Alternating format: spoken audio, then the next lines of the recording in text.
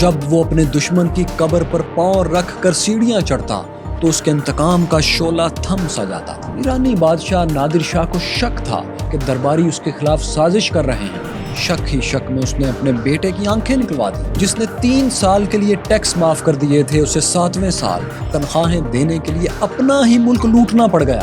کیوں؟ نادر شاہ نے عثمانی سلطان کو ایک مرتبہ پیغام بھیجا کہ اگر تم فقہ جعفریہ کو 5واں مکتبہ فکر تسلیم کر لو تو مسلم دنیا میں اتحاد ممکن ہے۔ عثمانیوں، افغانیوں، روسیوں اور ہندوستانی مغلوں کو شکست دینے والا نادر شاہ افشار داغستان کی چھوٹی سی بغاوت نہیں کچل پایا۔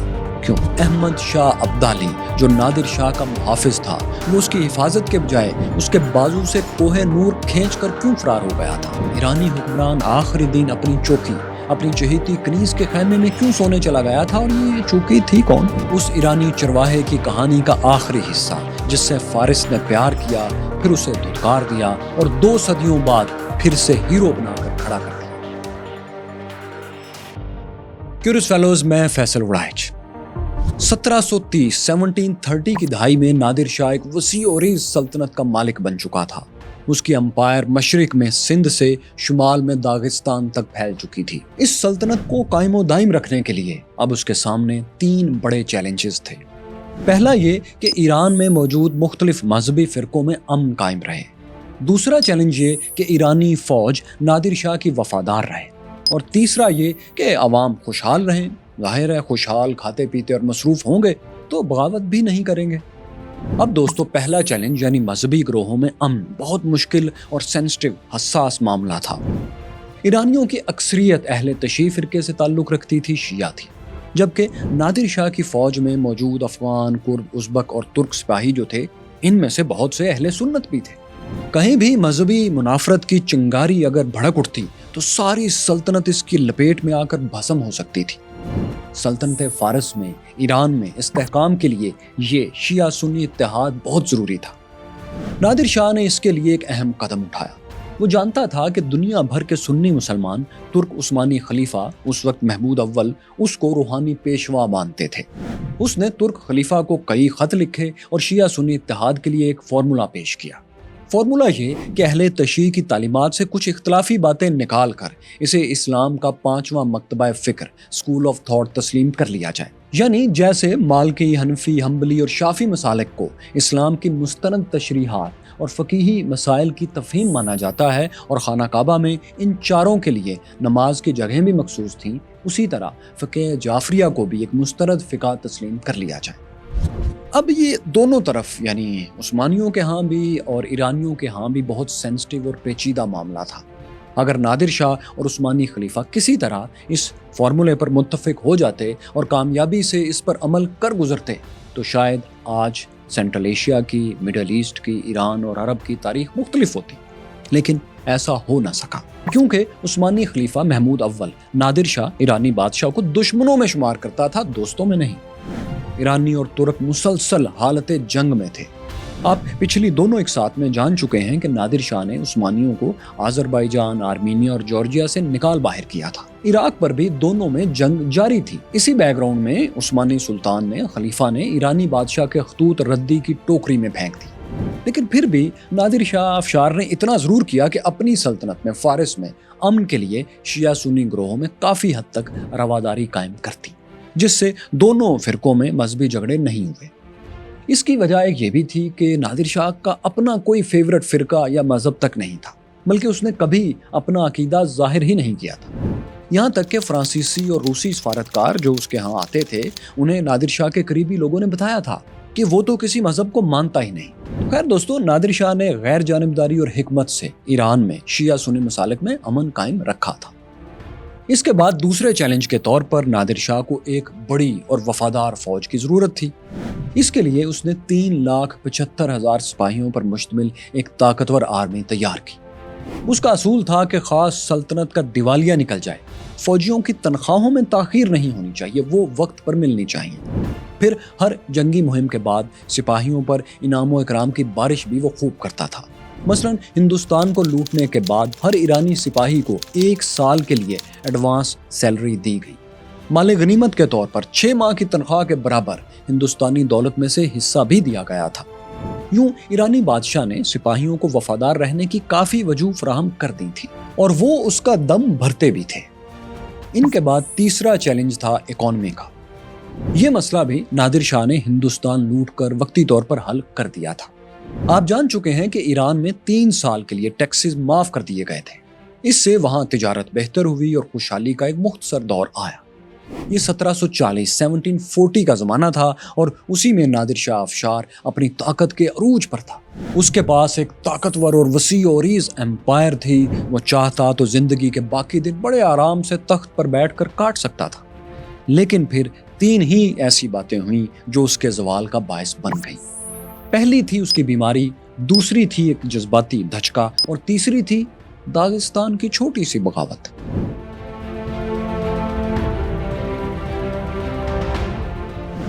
दोस्तों, नादिर शाह की सेहत को पूरी जवानी की थका देने वाली तवील जंगों और बेइंतहा शराब नोशी से शदीद नुकसान पहुंचा था। उसका जिगर उसकी कसरते शराब नोशी का बोझ उठाने के काबिल ही नहीं रहा था। उसकी तमाम दाढ़ें, उसके दांत झड़ चुके थे और खाना चबाने के लायक भी नहीं रहा था, बस निगल लेता था, जिससे खाना सही तरह हजम नहीं हो पाता था और वो मुसलसल उल्टियां करता रहता था। मुसलसल बीमारी ने उसे इंतहाई चिड़चिड़ा और बदमिजाज भी कर दिया था। वो सोच विचार कर फैसला करने के बजाय झुंझलाहट में, गुस्से में उतावला होकर फैसले करने लगा था। इसी जुनूनी कैफियत में वो एक ऐसी मुहिम पर चल निकला जिसने उसकी रही सही सेहत भी उससे छीन ली। सल्तनत की खुशहाली हवा हो गई और सीने पर एक गहरा घाव पेवस्त हो गया। वो यूं कि शुमाली रियासत दागिस्तान के लोगों ने बगावत कर दी। वहां लज़गी कबाइल ने हथियार उठा लिए ईरानियों के खिलाफ। उस बगावत को सरनगू करने के लिए, बगावत कुचलने के लिए नादिर शाह ने अपने भाई इब्राहिम कुल्ली बेग को भेजा, लेकिन वो इस मुहिम में मारा गया। एक तो ये शिकस्त और फिर सगे भाई की मौत। नादिर शाह का मूड तलपट हो गया। उसने बागियों से खुद इंतकाम लेने का फैसला किया। हथियार बांधे, जीन कस्सी और घोड़े पर बैठकर लश्कर की क़यादत करता दागिस्तान की तरफ चल पड़ा। पीछे उसने अपने बड़े बेटे रजा कुल्ली मिर्जा को छोड़ा, जो उसका वली अहद क्राउन प्रिंस भी था। दोस्तों, नादिर शाह का ये बड़ा बेटा रजा कुल्ली मिर्जा बहुत जिद्दी तबीयत शहजादा था। नादिर शाह को हर वक्त शक रहता था कि कहीं ये बादशाह बनने की जल्दी में उसी की जान न ले ले, यानी अपने बाप को कत्ल न करवा दे। दागिस्तान जाते हुए एक ऐसा वाकया हुआ कि उसका ये शक यकीन में बदल गया। हुआ यूं दोस्तों कि जब नादिर शाह दागिस्तान के रास्ते में था तो उस पर एक कातिलाना हमला हुआ। हमलावर ने नादिर शाह पर फायर किया, लेकिन गोली उसके हाथ के अंगूठे को छू कर निकल गई। कातिल भी फरार होने में नाकाम रहा। उसे पकड़कर नादिर शाह के सामने पेश किया गया। कातिल ने दावा कर दिया कि उसे वली अहद नादिर शाह के बेटे ने इस मिशन पर भेजा था। अब नादिर शाह तो पहले ही बेटे की तरफ से बदगुमान था। ये बात सुनकर उसके होश उड़ गए। एक मतलब इसका यह भी था कि शायद नादिर शाह के लिए वापसी के दरवाजे ही बंद हो जाएंगे अगर उसका बेटा जिंदा रहा या वहां मौजूद रहा। उसने पहले तो ये किया कि उस कातिल की, उस कैदी की आंखें निकलवाई और फिर अपने बेटे रजा कुल्ली को ईरान से दागिस्तान बुलवाया। वो आ गया और मुबैना बगावत के जुर्म में फिर नादिर शाह ने यह किया कि अपने बेटे की आंखें निकलवा दी। शहजादा बहुत चीखा चिल्लाया कि मैं बेकसूर हूं, कातिल ने झूठ बोला है। मगर चिड़चिड़ा, अदम तहफ्फुज का शिकार नादिर शाह अफशार पूरी तरह हवास में होता तो समझता। उसने बेटे पर जरा रहम नहीं खाया। ताहम जब बेटे की आंखें निकल चुकी और प्लेट में रखकर उसके सामने लाई गईं, तो उसे होश आया कि ये तो मैंने अपने लखते जिगर के टुकड़े कर दिए। उसकी मोहब्बत का ज्वालामुखी उसे अंदर से भस्म कर गया। उसने पहली बार दूसरा एंगल देखना शुरू किया कि ये वाकई कोई साजिश भी तो हो सकती है जिसमें उसे और उसके वली अहद को एक दूसरे का दुश्मन साबित करके दरअसल ईरान की सल्तनत को कमजोर करना मकसूद। लेकिन अब कुछ नहीं हो सकता था। वो रोता बिलखता अपने नाबीना जख्मी बेटे से मिलने पहुंच गया। उसका सर सीने से लगाकर आंसू बहाने लगा। बेटे ने कहा, मुझे अंधा करके आपने अपनी सल्तनत को तारीक कर लिया है। आपने अपनी जिंदगी में अंधेरा भर लिया है। शहजादे की बात बड़ी हद तक ठीक थी, इसलिए कि वो एक जिद्दी लेकिन काबिल नौजवान था और उसे तकलीफ पहुंचाकर नादिर शाह अपने बेहतरीन जानशीन से महरूम हो गया था, बल्कि सल्तनत अपने नए फरमारवा से महरूम हो गई थी। नादिर शाह ने जब मजीद तफ्तीश करवाई तो उसका शक दुरुस्त निकला। शहजादे के दुश्मन कुछ दरबारियों ने वाकई एक साजिश, एक चाल चली थी। इन्हें तलाश करके गिरफ्तार किया गया और कत्ल करवा दिया गया। लेकिन बेटे को अंधा करने का पछतावा इससे बहुत बड़ा था, इससे अजीम था। ये सदमा हर रोज उसके बदन से रूह का एक टुकड़ा छीन लेता था। नादिर शाह की बदकिस्मती यहीं खत्म नहीं हुई दोस्तों। भाई इब्राहिम कुल्ली बेग की जिंदगी और बेटे रजा मिर्जा की आंखों के बाद वो दागिस्तान की जंग भी हार गया। लश्करी कबाइल ने गोरिल्ला स्टाइल में हमला करके ईरानी फौज को शदीद नुकसान पहुंचाया। 3 साल तक दागिस्तान में इधर उधर हमलों के बाद जब ईरानी सल्तनत का दिवालिया निकलने लगा तो वो नाकाम वापस लौट आया। हिंदुस्तान की लूटी हुई दौलत जो वक्ती खुशहाली का बायस बनी थी, दागिस्तान की नाकाम मुहिम में उड़नछू हो गई। 1743 में नादिर शाह की जौन ही बदल चुकी थी। वो एक पुरअज़्म जवां हिम्मत जंगजू के बजाय बूढ़ा, कमजोर, नाकाम, अफसुर्दा और नादान बादशाह मैड किंग बन चुका था। अपने बेटे के खिलाफ दरबारी साजिश की कामयाबी ने उसे यकीन दिला दिया था कि उसके खिलाफ अब भी कुछ साजिश पक रही है और किसी भी वक्त कामयाब हो सकती है। कोई ना कोई बस उसे कत्ल करने आता ही होगा। उसने पागल शहनशाहों वाली हरकतें तेज कर दी। जिस पर शक होता उसकी गर्दन उतरवा देता। खजाना चूंकि दागिस्तान की मुहिम में ही खाली हो चुका था, सो फौज को तनख्वाहें देने के पैसे अब नहीं थे। उसने ये किया कि अवाम पर बेतहाशा टैक्सेस मुसल्लत कर दिए। उमरा और सरकारी अफसरों की जायदादें करप्शन के इल्जामात लगाकर वो जब्त करने लगा। सल्तनत में मजीद बगावतें फैल गईं। उसने अपने फौजियों को बागियों के साथ वहां के आम शहरियों की जानो माल लूटने की भी इजाजत दे दी। इस जालमाना पॉलिसी का पहला निशाना 1744 में 1744 में खूबसूरत ईरानी शहर शिराज बना। यहाँ एक बगावत को चलते हुए हजारों बेगुनाह शहरियों को कत्ल करके उनके खोपड़ियों से मीनार बनाए गए। पूरे शहर को छान कर लूट लिया गया। अस्फहान का भी यही हशर किया गया। मशहद के शहरियों से 5 लाख तोमान का इजाफी टैक्स लिया गया। इन मजालिम से ईरानी अवाम इतने तंग आए कि वो जो कभी नादिर शाह को मसीहा समझते थे, वही उसकी मसीहाई से पनाह मांगने लगे। वो उसके खिलाफ एक नए मसीहा की दुआएं मांगने लगे।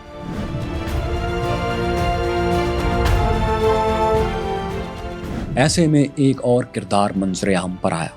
ये नादिर शाह का भतीजा, उसके भाई इब्राहिम का बेटा अली कुली खान था।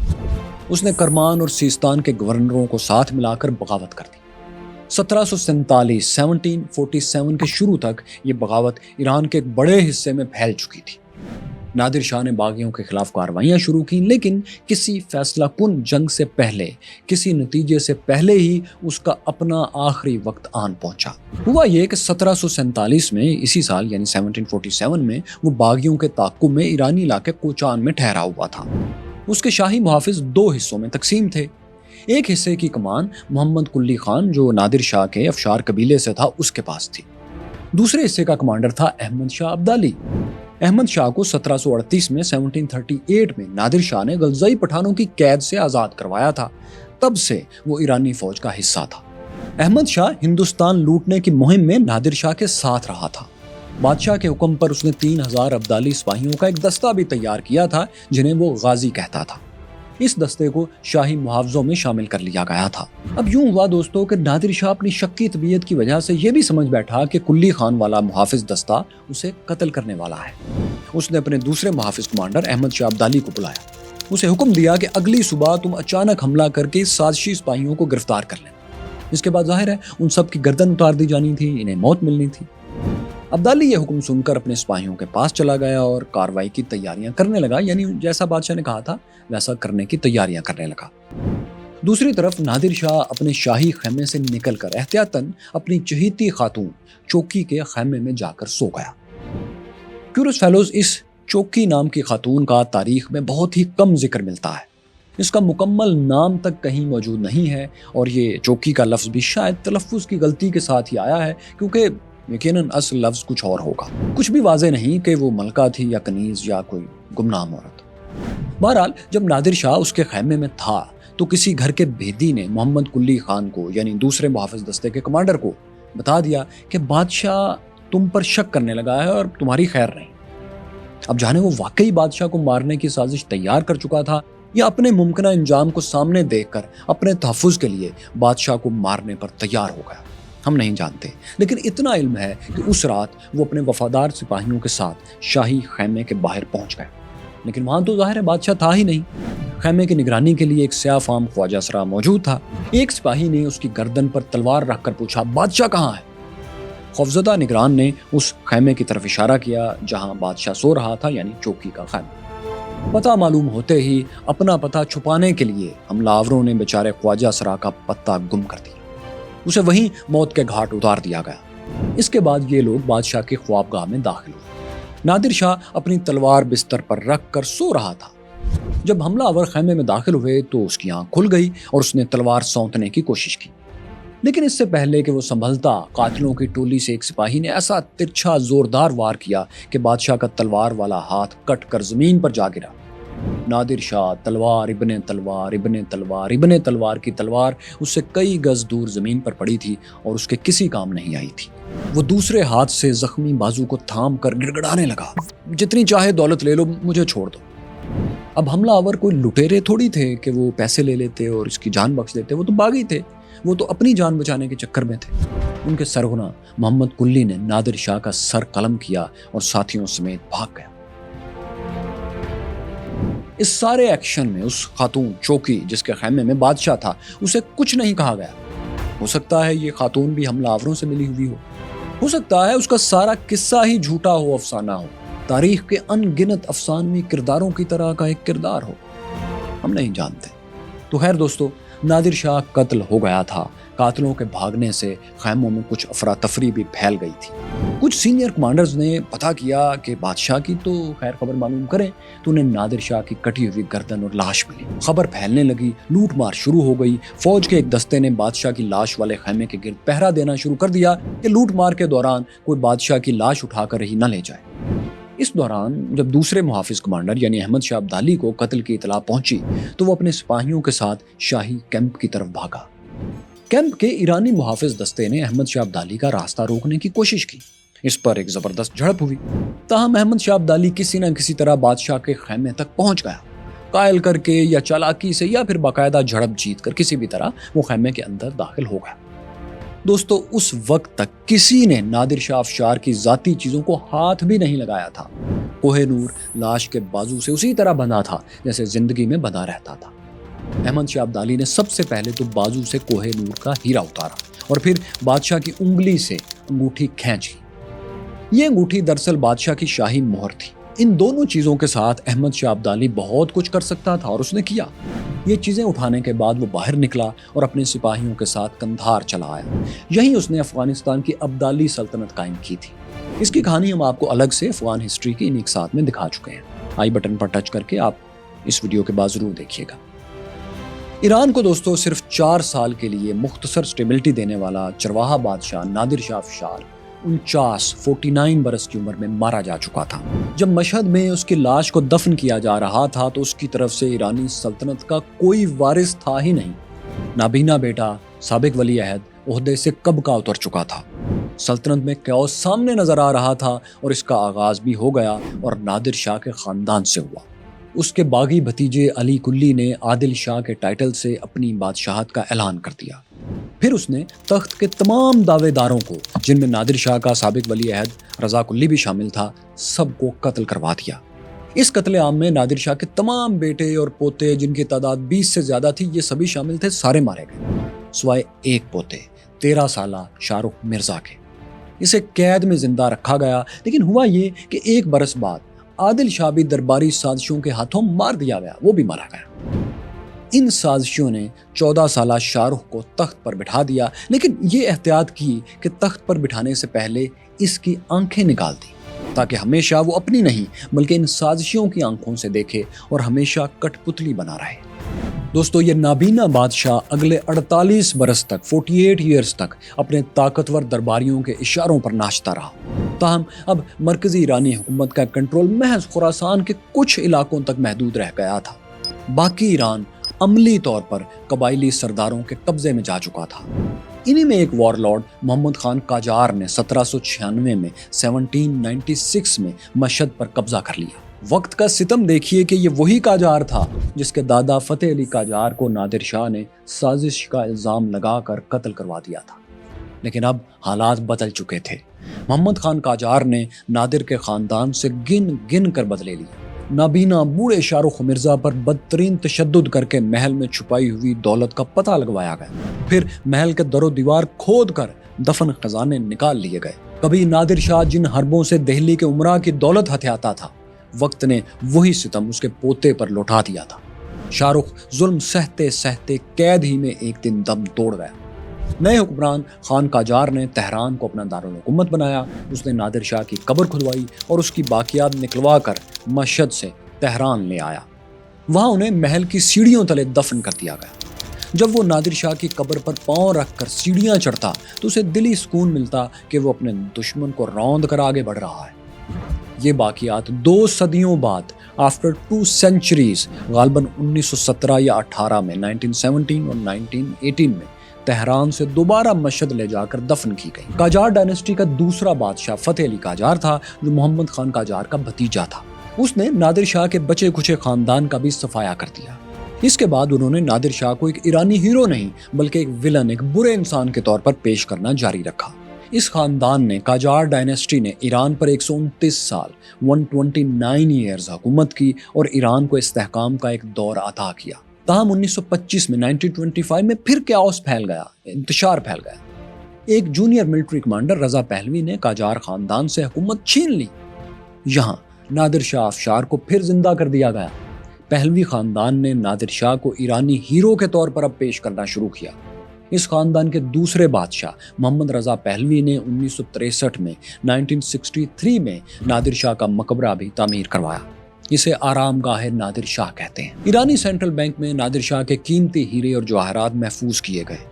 ان میں ایک ہیرا دریائے نور بھی شامل ہے جو نادر دہلی سے ہی لوٹ کر لایا تھا۔ یہ کوہ نور سے بھی بڑا ہیرا ہے جس کا وزن 185 کیرات یعنی 37 گرام 37 گرامز ہے، جبکہ کوہ نور کا وزن 21 گرام 21 گرام سے کچھ ہی اوپر تھا۔ دوستو، نادر شاہ افشار ان تاریخی کرداروں میں سے ایک تھا جو انتشار سے پیدا ہوتے ہیں، انتشار کو ختم کرتے ہیں، عارضی استحکام دیتے ہیں اور انتشار پیدا کر کے مر جاتے ہیں۔ نادر شاہ کی موت کے 42 برس بعد آفٹر 42 years فرانس میں بھی ایک ایسا ہی انتشاری کردار آیا۔ اس نے تبدیلی کے نام پر پیرس میں 40,000 لوگوں کی گردنیں گلوٹین میں رکھ کر کاٹ دی۔ آخر میں خود بھی گلوٹین ہی کی نظر ہو گیا۔ فرینچ ریولوشن کے اس اہم ترین کردار میکسیمیلین رابسپیئر کی بایوگرافی آپ یہاں جان سکتے ہیں۔ یہاں دیکھیے احمد شاہ ابدالی نے دورانی امپائر یعنی افغانستان کیسے قائم کیا اور یہ رہی کل کائنات کی کہانی۔